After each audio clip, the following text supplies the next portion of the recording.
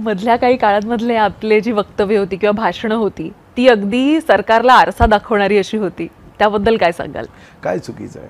मी तर माननीय मुख्यमंत्री देवेंद्रजींना सांगितलं का मग लोकांनी निवडून दिलं. मी एक तर विधानसभेत उत्तर देऊ शकतो किंवा उत्तर घेऊ शकतो. आता तुम्ही ठरवायचं आहे काय जबाबदारी द्यायची. तुम्हाला वाटतं की मी उत्तर घेतलं पाहिजे तू उत्तर घेईल, तुम्हाला वाटतं उत्तर दिलं पाहिजे तू उत्तर देईल. आता असं आहे, शेवटी मी आमदार आहे.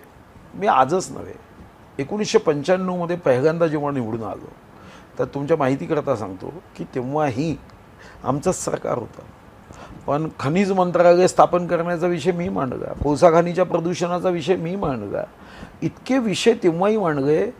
ही जी आज जीवनदायी योजना आहे, मला आठवतं की जोशी सरांकडे मी गेलो होतो, मी विधानसभेत मांडलं की एखादा गरीब असेल त्याच्या आरोग्याचं काय, मग त्याच्यातून जीवनदायी योजना आली. तर माझा हा मूळ स्वभाव तेव्हाही होता. तेव्हा मी स्वतंत्र विदर्भ राज्याचा ठराव मांडला, तुम्ही विचार करा तेव्हा. आणि मी पहिल्या टर्ममध्ये जे काम केलं, जी प्रश्न उपस्थित केली, संसदीय आयुधांचा उपयोग केला, त्यानंतर पहिल्याच टर्ममध्ये असे फार कमी आमदार असतील, मी नशीबवान आमदार आहे. मला उत्कृष्ट विधानसभा सदस्य म्हणून माझा सत्कार राज्यपाल अलेक्झांडर आज नाही आहे आणि मुख्यमंत्र्यांनी केला बेस्ट MLA म्हणून. तर माझा तो स्वभाव आहे, त्याचा सरकारशी काय संबंध? असा झंझावात आहे त्याच्याबद्दल वाद नाही, पण इतका तुमचा झंझावात होता की विरोधी पक्ष म्हणायला लागला की आमची स्पेस पण खाऊन टाकलेली आहे यावेळी. तर निसर्ग नियम आहे, हा निसर्ग नियम आहे. ग्लासमध्ये पूर्ण पाणी भरलं असेल, तुम्ही अर्धा ग्लास रिकामा केला की अर्धी हवा भरणार आहे, हा निसर्गाचा नियम आहे.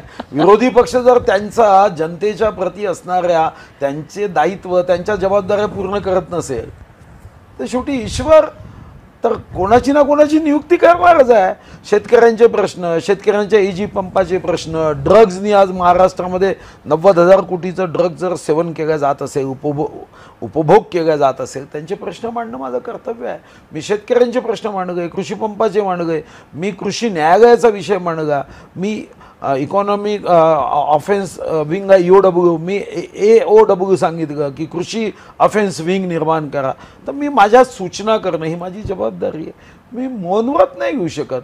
मी डिसेंबरची तयारी करतो आहे. मी डिसेंबरमध्ये नाविन्यपूर्ण 5 अशासकीय विधेयक मांडतो आहे. जर ते चर्चेला आले तर राज्यामध्ये जनता मला धन्यवाद देईल की अशा विषयांवर मी काम करतो आहे म्हणून.